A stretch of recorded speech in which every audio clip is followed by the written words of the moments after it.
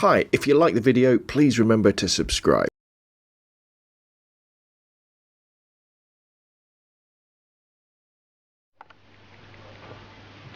Hi, it's Rob from RobandOnPhoto.com and the SCL Subject Composition and Light Photography podcast with a quick look at the Minolta MC Rokkor 1.4 50mm manual focus lens as seen here on my venerable old SRT 101 35mm film camera. First, a little bit of background on this particular camera. I got it from a car boat over a year ago now for the princely sum of £5. Came with the camera, little case, and this gorgeous 50mm 1.4 lens. I love this camera. As I said, it's a film SLR, manual wind, fully manual camera, so you have to set your shutter speed on the shutter speed dial. You have to set your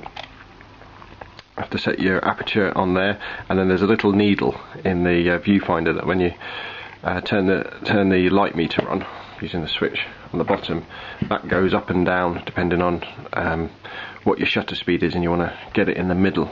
So it's fully manual. As you can see, it's fully clockwork as well. The only battery it uses is a tiny little battery that you put underneath there,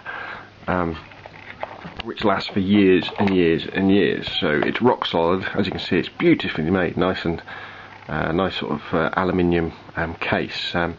Really fantastic piece of old camera kit that still takes great pictures, and it still takes great pictures because of the lens it's got on the front, which is a 50mm f1.4 lens, which makes it quite special. 50mm lenses were, well, still are, the standard lens tends to be referred to, because with different lenses you get different angles of view.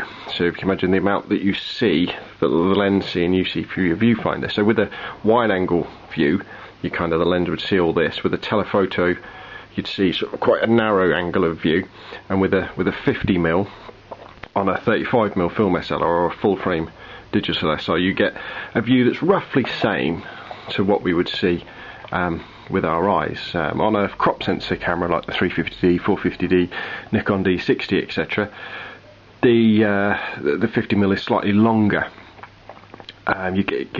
Gives you a little bit of a telephoto, which makes it more like an 80mm. But 50mm are good because they were cheap to make, because they made so many of them. And what's special about this particular 50mm is the aperture, that it can go wide open to an f-stop of f1.4. But what does that mean? Let's take the lens off the camera and show you. So what you can see there is you can actually see the aperture hole in the middle in the lens. Now, if you compare this to the one on your digital SLR at the moment, or your digital camera or your normal camera, open up to its widest setting, which is the smallest f number, and look at this one. So as I open it up, that's f1.4 now, and that is an absolutely massive hole for letting in light to the camera. And what that means is you can use the camera in very low or poor light conditions. So for example, if you're shooting inside and you don't want to have to bother using a flash. What it also means, it goes down to f16 as well. What it also means is that you can get great depth of field effects.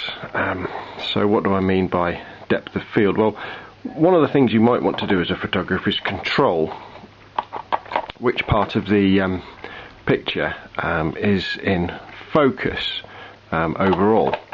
And one of the ways that you can do this is with your aperture, and the larger the aperture, or the smaller the f number, the smaller the amount of a scene is actually in focus. So what do I mean by that? Well, if you're shooting at say f1.4 and we were taking a picture of my finger just there, what you'd find is anything in front of my finger would be out of focus, and anything behind my finger would be out of focus. And the wider the f-stop you have, the smaller that area of focus would be. So for example, imagine you're taking portrait pictures and you just want people's eyes to be in sharp focus and everything to be nice and soft, you'd stop down. In reality though, at f1.4, if you are close to your subject, the depth of field is tiny. It's down to millimeters, so you have to be very, very, very careful with your focusing. So what you tend to do is use a higher f number, say 3.5. But because the lens has been designed to work at f1.4, you find that those higher f numbers can be a little bit sharper too. The only drawback, the big drawback with these old Minolta Lenses, although they're excellent, is they're not really compatible with any of the new digital cameras. When Minolta went over to a manual focus lens system, an autofocus lens system, they changed their lens mount, so these aren't compatible with the new Sony digital cameras, because, as you probably know, Minolta was bought by Sony, and they use the same lens mount, which is a great shame. You can buy converters similar to the M42 converters I use on my Canon, which basically screw onto the lens or screw onto the body, that convert this bayonet fitting to a bayonet fitting for a modern dSLR. But the problem is, because of it's something to do with the distance between the lens and where it's meant to hit the sensor. You have to have a piece of glass in that adapter, so the lens can focus properly to infinity. And obviously, what that's going to do is degrade your optical quality. So you're probably better off just saving up your money and buying a standard 50mm lens from the manufacturer, because, for example, the Canon one is just over £100. I think there's a Nikon one for just over 100, and I think Sony are coming out with a nice cheap 50 as well.